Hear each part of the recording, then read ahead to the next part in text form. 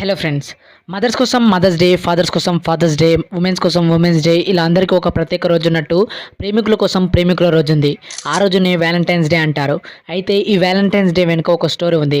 అసలు Valentine's day అంటే ఏంటి, ఆ రోజును ప్రేమికుల రోజుగా ఎందుకు గుర్తిస్తారు, ఫిబ్రవరి 14న ప్రేమికుల రోజు ఎందుకు జరుపుకుంటారు, ఈ విషయాలన్నింటికి ఈ వీడియోతో క్లారిటీ ఇస్తాను. సో నా చిన్న రిక్వెస్ట్ ఏంటంటే వీడియోని లాస్ట్ వరకు చూడండి. Let's get in to the show. Valentine's day ఎందుకు జరుపుకుంటారు అన్న ప్రశ్నకు రకరకాల సమాధానాలు ఉన్నాయి, వేరు వేరు చరిత్రలు ఉన్నాయి. అందులో ఒక పార్ట్ ఆఫ్ పాపులారిటీలో ఉన్నది మాత్రం వ్యాలంటైన్ గురించి. ఈ వ్యాలంటైన్స్ డే ఇప్పటిది కాదు, క్రీస్తు శకం 270 నాటిది. హింస, స్వార్థం, ద్వేషం లాంటి దుర్గుణాలపై పోరాడటానికి ప్రేమకు మించిన ఆయుధం లేదని నమ్మేవాడు క్రైస్తవ మత గురువు వ్యాలంటైన్.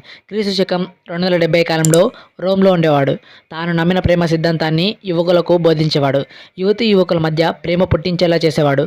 అంతేకాదు, ప్రేమలో మునిగి తేలుతున్న యువకులకు దగ్గరుండి మరీ పెళ్లి జరిపించేవాడు. ఆ సమయంలో రోమ్ని పాలిస్తున్న చక్రవర్తి పేరు క్లాడియస్.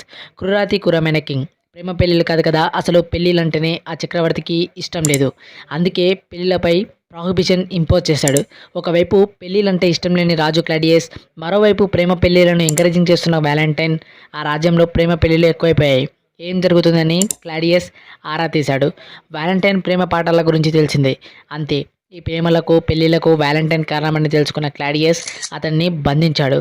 రాజద్రోహం చేశాడన్న ఆరోపణలతో మరణశిక్ష విధించాడు.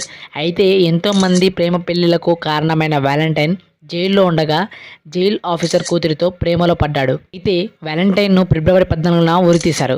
చనిపోయే వరకు ప్రియురాలి గురించి తలుచుకుంటూ ఉన్నాడు. యువర్ వ్యాలంటైన్ అని ఆమెకు లేఖ కూడా రాశాడు. అలా యువర్ వ్యాలంటైన్ అనే మాట ప్రేమికుడికి పర్యాయపదంగా మారిపోయింది. ఫిబ్రవరి 14న వ్యాలంటైన్ను ఉరితీశారు కాబట్టి అదే రోజున వ్యాలంటైన్స్ డే అంటే ప్రేమికుల రోజు జరుపుకోవడం ఆనవాయితీగా మారింది.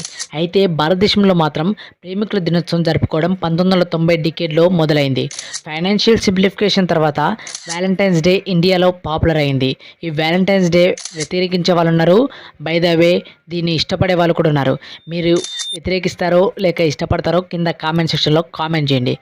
Thanks for watching. బాయ్.